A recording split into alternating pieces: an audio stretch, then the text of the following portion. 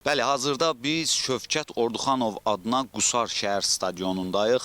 Bu stadion təxminən 10 il əvvəl təmirə dayansa da, sonradan müəyyən səbəblərdən təmir işləri yarımçıq saxlanılıb. Onu da bildirmək istəyirəm ki, 1962-ci ildə istifadəyə verilən bu stadion 4000 tamaşaçı tutumuna malikdir. Olimpiya stadionu hesab olunur. Lakin stadion uzun müddət belə deyək, istifadə olunduğundan təmirə ehtiyacı var idi və bu səbəbdən də təxminən 2016-2017-ci illərdə stadionun yenidən təmir olunmasına qərar verildi.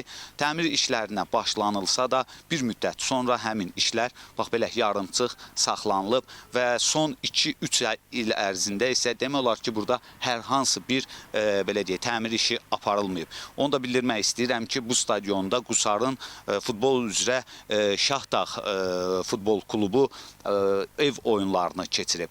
Hazırda isə stadion təmirə bağlandığından bir neçə ildir ki, Qusarın Şahdağ futbol klubu ev oyunlarını Şamaxı belə Olimpiya kompleksinin belə deyək, nəzdində olan stadionda keçirmək məcburiyyətində qalıb. Elə yerli azarkeşlər də stadionun tezliklə təmir olunaraq yenidən istifadəyə verilməsini arzulayırlar. Çünki onlar öz sevimli klublarının oyunlarını, yəni dəstək göstərmək üçün hər dəfə Qusardan Şamaxıya getmək məcburiyyətində qalırlar. Əlbəttə, hər bir azarkeşdə də bu imkan olmadığından klublarını istədikləri kimi dəstəkləyə bilmirlər. Bəs stadion nə zaman təmir olunacaq və yenidən həm klub komandanın, həm də azarkeşlərin istifadəsinə veriləcək?